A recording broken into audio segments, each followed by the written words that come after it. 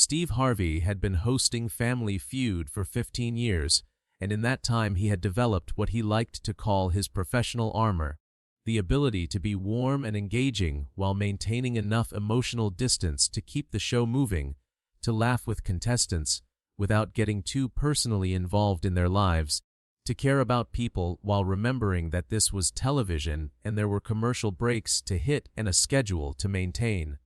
But on that gray December afternoon in 2024, Steve Harvey's professional armor was about to crack completely. He was about to meet a woman whose story would touch something deep in his heart, reminding him that sometimes the camera and the schedule and the game show format mattered far less than simply being present for another human being who needed to be heard. Before we begin this deeply moving story, I want to ask you to hit that like button and subscribe to this channel. What you are about to witness is one of the most emotionally powerful moments in Family Feud history, a moment that reminds us all of the strength it takes to keep going when life becomes almost unbearable. Your support helps us continue sharing these important stories. Please stay with us for what happens next. Catherine Reynolds stood at the podium next to her sister Amy, and even from a distance, Steve could see that something about this woman was different. She was 46 years old, with graying hair that she had not bothered to color and lines around her eyes that suggested she had cried more tears than anyone should have to cry in one lifetime. She wore a simple navy sweater and black pants, nothing flashy or attention-seeking, and she held herself with a quietness that was not quite stillness. It was more like the careful control of someone who had learned to hold themselves together through sheer force of will, because falling apart was simply not an option when other people depended on you. The Reynolds family from Minnesota faced off against the Torres family from Arizona, both teams ready to compete for the $20,000 prize. Catherine's family consisted of her sister Amy, her brother-in-law David, and her two teenage nephews, Jake and Michael. What Steve did not know yet, what the audience did not know yet, was that Catherine's own husband and children were not there. The reason why would soon become clear in a way that would leave everyone in the studio struggling to hold back tears. The Reynolds family had won the main game, though Catherine had barely participated. Amy and David had carried most of the gameplay while Catherine stood quietly to the side, offering small smiles when appropriate but otherwise seeming almost absent, as if her mind was somewhere far away dealing with things too heavy to set down even for the duration of a game show taping. Now it was time for fast money, and Amy had insisted on going first, which meant Catherine would have to answer the questions second. As Amy took her place at the podium, Steve noticed Catherine standing with her nephews, and he saw the way the boys positioned themselves protectively on either side of their aunt, the way they each had a hand gently touching her arm, as if they were trying to anchor her to the present moment. Amy completed her round and scored 116 points, which meant Catherine needed 84 points to win the $20,000. As Catherine walked slowly to the podium, Steve felt an inexplicable urge to slow everything down, to give this woman more space and time than he typically gave contestants. There was something about her that called for gentleness, for care, for the kind of attention that went beyond the usual game show host performance. "Catherine, you doing all right?" Steve asked, and his voice was softer than usual, stripped of its typical showmanship. The audience quieted immediately, responding to the shift in his tone.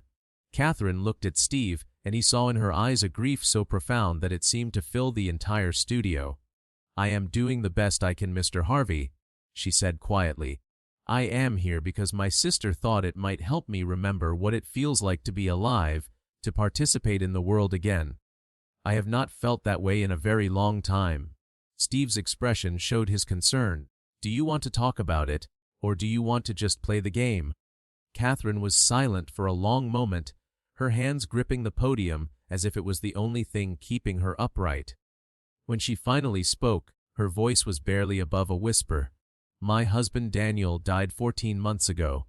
He was 47 years old. We had been married for 23 years. He had a massive heart attack while coaching our son's baseball game. He died right there on the field, in front of our two children and half the neighborhood. One minute he was laughing and cheering, The next minute he was gone. The studio went completely silent. Even the crew members who had been moving equipment stopped what they were doing. This was not typical game show banter. This was raw grief being shared in a moment of unexpected vulnerability. Steve's eyes glistened with tears that he did not try to hide. "Catherine, I am so sorry. I cannot even imagine what that must have been like for you and your children. My daughter Emma is 17 now. My son Tyler is 15. They watched their father die, and I could not protect them from that. I could not shield them from seeing the moment that changed everything, and then I had to somehow hold them together while I was completely falling apart myself." Catherine's voice broke, and tears began streaming down her face, but she continued speaking. "People tell you that time heals all wounds, Mr. Harvey, but what they do not tell you is that grief is not a wound that heals. It is a presence that you learn to carry with you, every single day, for the rest of your life." Steve walked slowly around the podium to stand closer to Catherine, abandoning his usual position and the carefully choreographed blocking of the show. "Catherine, we can stop this right now if you need to. We can take a break. We can do whatever you need." But Catherine shook her head. "No, I need to do this. I need to answer these questions because my sister is right. I need to remember what it feels like to be present, to participate, to be something other than just a mother trying to hold her broken children together while her own heart is shattered into pieces she does not know how to put back together." Steve nodded slowly, honoring her choice. "Okay, honey, we are going to do this together. 25 seconds on the clock whenever you are ready." Catherine took a shaky breath and nodded. Steve began the questions, and what happened next would become one of the most emotional moments in television history. "Name something people do to relax after a stressful day," Steve said gently. Catherine's answer came quietly but without hesitation. "Fry in the shower where your children cannot hear you." The audience made a collective sound of sympathy and recognition. Steve's expression showed his deep compassion as he moved to the next question. "Name a reason someone might not be able to sleep at night." "Because you reach for your husband in the bed and remember he is never going to be there again, and the emptiness is so overwhelming that you have to get up and walk around the house just to breathe." Catherine's voice was steady despite the tears, as if she had learned to function while crying, to keep moving through the grief, because stopping meant drowning in it. Steve's own tears were visible now. He paused before asking the next question, giving Catherine a moment to collect herself. "Name something that reminds you of better times." "Photos," Catherine said, and then she continued unprompted. "Photos of my husband smiling, of our family when it was whole, of moments when I did not know that happiness could be taken away so suddenly and completely. I have boxes of photos that I cannot bear to look at, but also cannot bear to put away, because they are proof that he existed, that we had those years together, that it was all real." The audience was openly crying now. Several people had their hands over their hearts. This was not entertainment. This was witnessing pure human grief, and it was profoundly uncomfortable and deeply moving all at once. "Name the hardest part about being a parent," Steve asked, his voice thick with emotion. "Watching your children grieve and not being able to fix it for them. Seeing them try to be strong for you while they are breaking inside. Knowing that they lost their father right when they needed him most, during these crucial teenage years when kids need both parents, trying to be enough for them when you are barely holding yourself together." Catherine paused, wiping her eyes.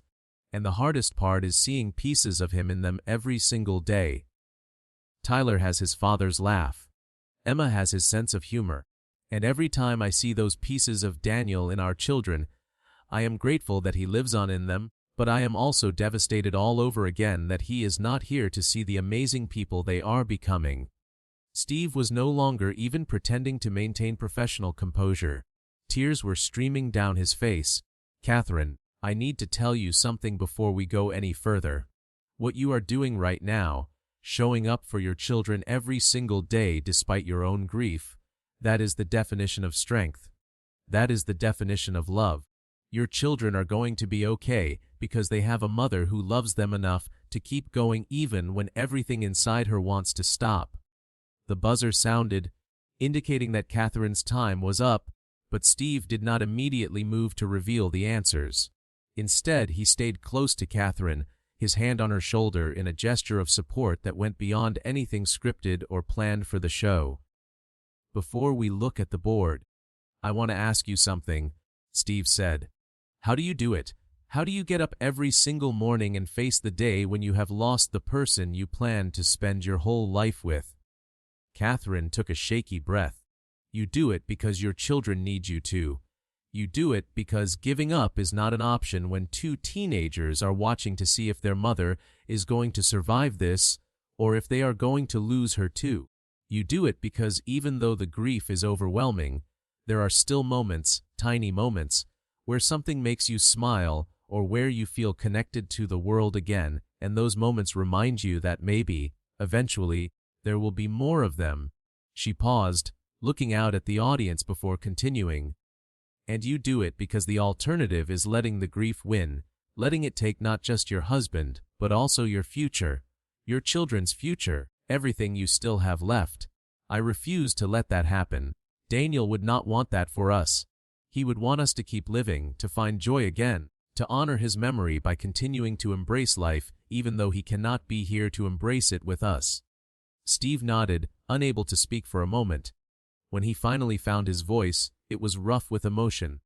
"Let us see how you did on these answers, but I want you to know that regardless of what the board says, you have already won something more important than any game show prize. You have won the respect and admiration of everyone in this studio and everyone who will watch this." Steve slowly walked to the board. "You said people cry in the shower to relax after a stressful day." He revealed the answer, number 3 on the board with 22 points. The audience applauded, many of them still wiping their eyes.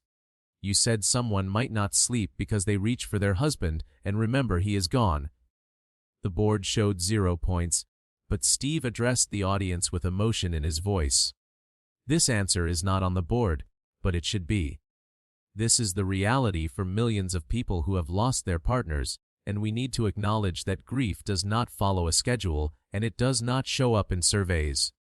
You said photos remind you of better times." The board revealed the number 1 answer with 43 points. The audience erupted in supportive applause.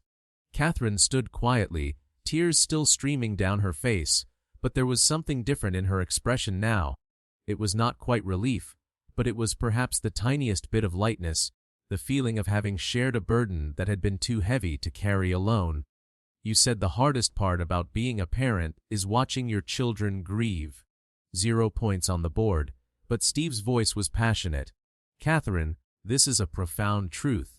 One of the hardest parts of losing a partner is watching your children lose their parent and not being able to shield them from that pain." Steve looked at the scoreboard. "Catherine, you scored 65 points, which means your family total is 181 points. You did not quite make it to 200 to win the $20,000. He paused, and then something remarkable happened. "But I am going to do something I have never done in 15 years of hosting this show. I am going to give you the $20,000 anyway, because what you shared here today was worth far more than any game show victory. You reminded all of us what real strength looks like. You showed us what it means to keep going when everything in you wants to give up. You honored your husband's memory by showing up and being present, even when it is the hardest thing in the world." The audience erupted into a standing ovation that lasted several minutes. Catherine stood at the podium, overwhelmed by the response, crying but also smiling for the first time since she had walked onto the stage. Her sister Amy and her nephews joined her, embracing her in a group hug that seemed to embody all the love and support that had kept her going through the darkest year of her life. Steve addressed the cameras directly, his voice still thick with emotion. "Ladies and gentlemen, we have just witnessed something extraordinary. Catherine Reynolds lost her husband 14 months ago, and she has spent every day since then trying to be strong for her children while carrying a grief that most of us cannot even imagine. She came here today not to win money or be on television, but because her sister convinced her that she needed to re-engage with life, to remember what it felt like to participate in the world again." He continued, I want everyone watching to understand something. If you know someone who has lost a partner, who has lost a parent, who has experienced profound grief, understand that they are doing the best they can. They are showing up every day, even when it feels impossible. They are holding themselves together for their children, for their families, for everyone who depends on them. And sometimes the bravest thing they can do is simply admit how hard it is, how much it hurts, how overwhelming the grief can be. Steve turned back to Catherine. You told us that people say time heals all wounds. I think what you taught us today is that time does not heal grief, but it does teach us how to carry it. It teaches us how to hold the pain and the love at the same time, how to honor what we have lost while still embracing what we have left. As the taping concluded, something unprecedented happened. Nearly every person in the studio audience approached Catherine to offer their condolences, share their own stories of loss, or simply hug her and thank her for her courage in sharing something so painful. Several people pressed notes into her hands with phone numbers for grief support groups, widows' organizations, and counseling resources. An elderly woman who had lost her own husband 10 years earlier told Catherine, "It does not get easier, but it does get different. The grief becomes part of you instead of consuming all of you. You learn to carry it, and eventually, you will have moments where you remember him with more joy than pain. Not all the time, not even most of the time at first, but those moments will come." A middle-aged man whose wife had died 5 years earlier in a car accident shared, "Your children will be okay because you are showing them that it is possible to grieve and still keep living. They are learning from you that love does not end with death, that we carry the people we have lost with us always." Steve pulled Catherine aside before she left, and they had a conversation that neither of them would ever forget. "Catherine, I need you to know something. I have interviewed thousands of people in my career. I have heard countless stories, but what you shared today, that is going to stay with me forever. You reminded me that beneath all the entertainment and the lights and the cameras, we are all just human beings trying to navigate loss and love and the challenge of keeping going when life becomes almost unbearable." Catherine smiled through her tears. "Mr. Harvey, thank you for letting me speak. Thank you for not rushing me, for not making me pretend to be okay, for creating space for the truth of what grief actually looks like. I think a lot of people who have experienced loss feel pressure to be over it, to move on, to get back to normal. But there is no getting over this. There is only learning to live with it." Steve nodded with deep understanding. "What are you going to do with the $20,000? "I am going to use some of it for grief counseling for my children and me. We have been trying to handle this on our own, but I think we need professional help, and I am going to put the rest in college funds for Emma and Tyler. Daniel would have wanted that. He was so proud of our kids. He had all these plans for their futures." Her voice broke again. "He was supposed to be here to see them graduate, to help them choose colleges, to walk Emma down the aisle someday, to teach Tyler to drive. He was supposed to be here, and he is not, and we have to figure out how to do all of this without him." "You will," Steve said firmly. "Not because it is easy, and not because the pain will go away, but because you are strong enough to carry it.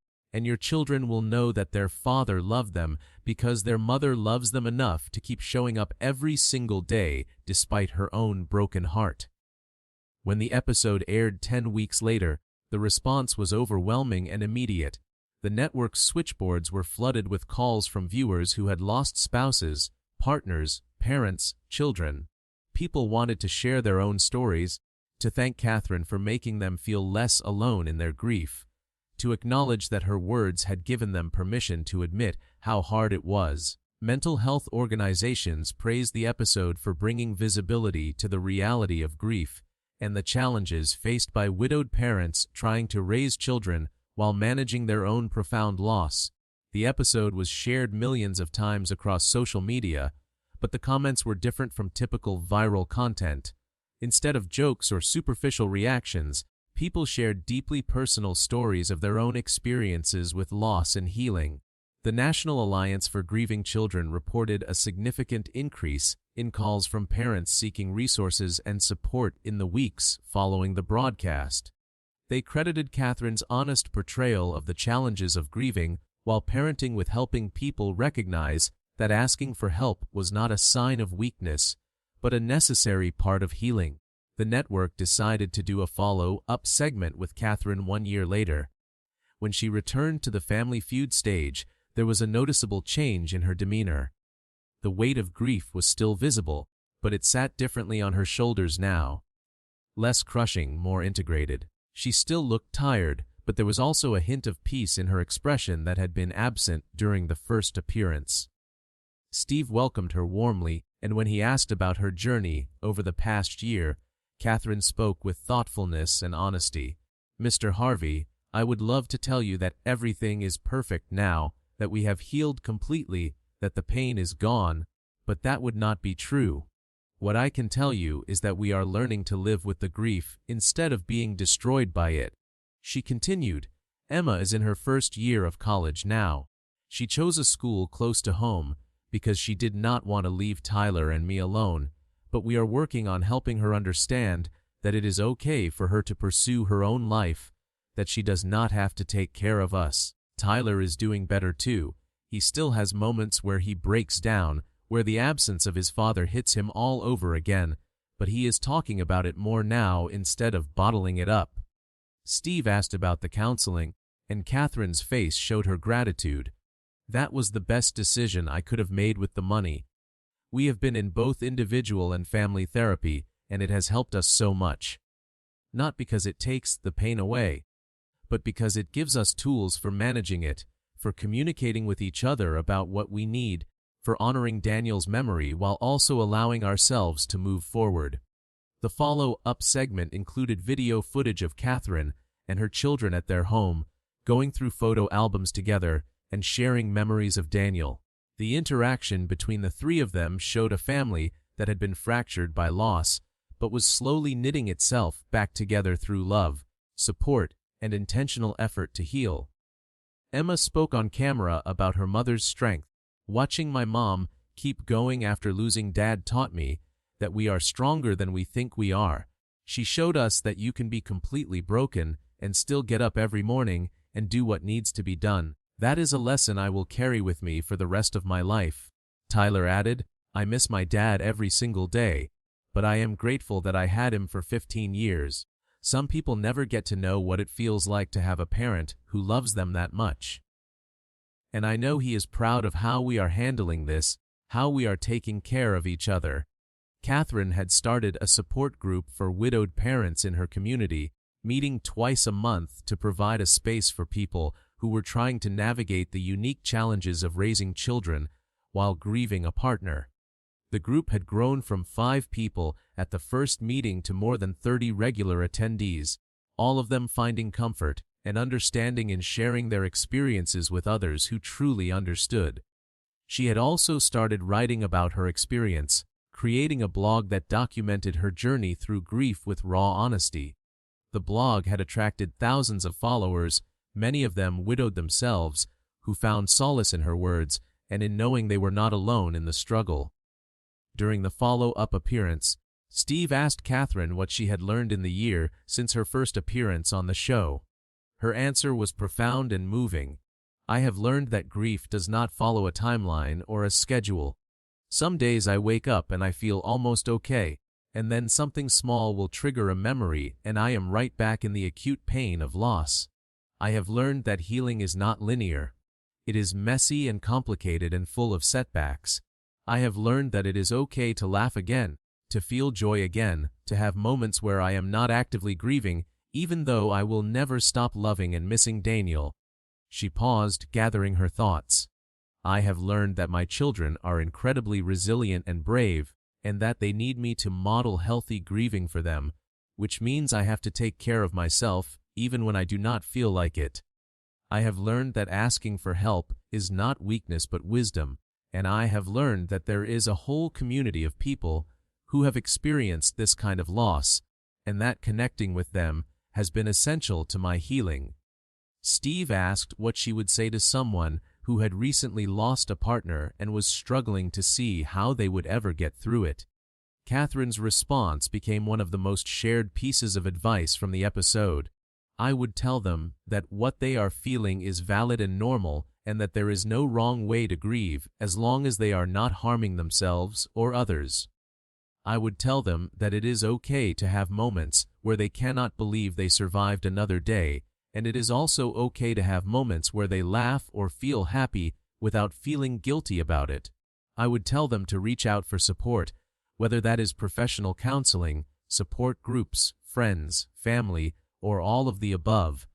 And I would tell them that while the acute pain does eventually become less constant, they will always carry the love and the loss with them, and that is okay. That is how it should be. We do not get over the people we love. We learn to carry them with us in a new way.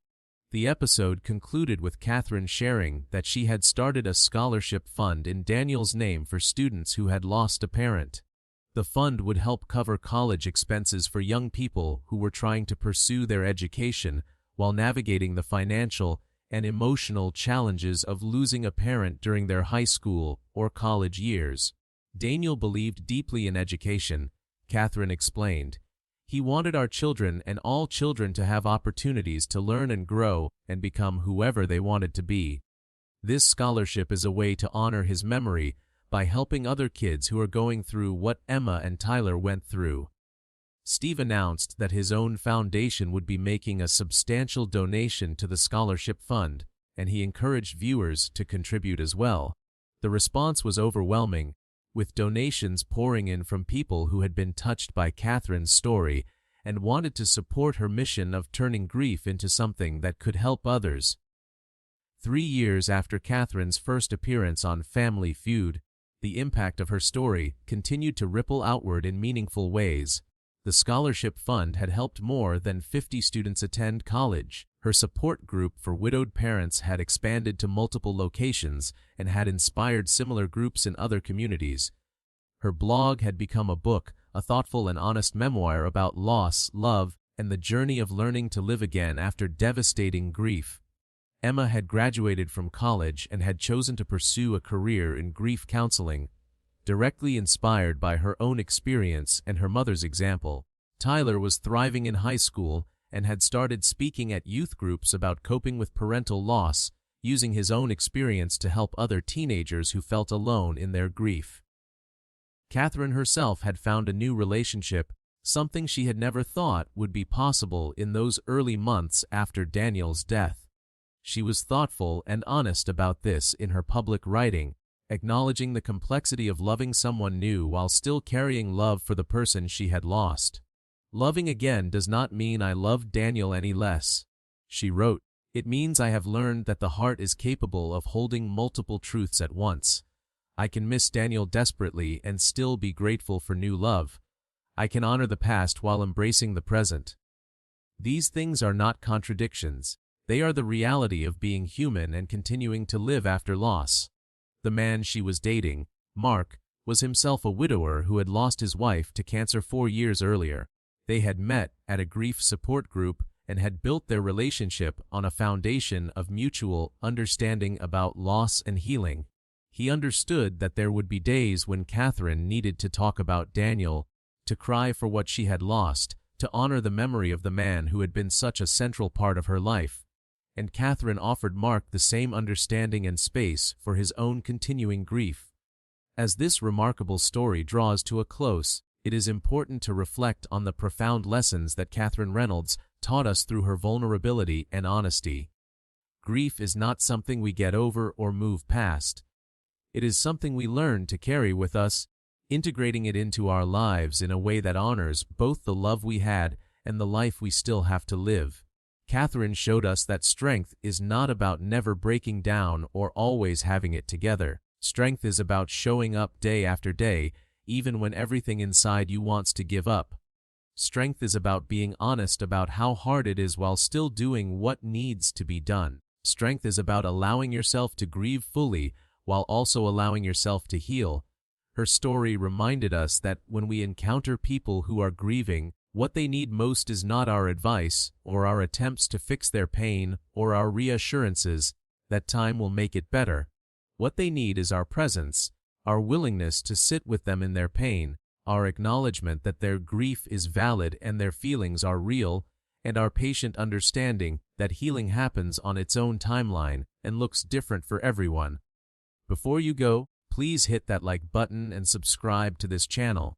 We share powerful true stories like Catherine's that matter, stories that remind us of our shared humanity and our collective capacity for resilience in the face of profound loss. Share this video with anyone who might need to hear Catherine's message of hope and healing, or with anyone who knows someone who is grieving and wants to better understand how to support them. Catherine Reynolds showed us that even in our darkest moments, even when we have lost what we thought we could not live without, we have the capacity to keep going. Not because the pain goes away, but because love is stronger than loss, because our connections to others give us reason to continue, and because choosing to live fully even after devastating grief is the most powerful way to honor the memory of those we have lost.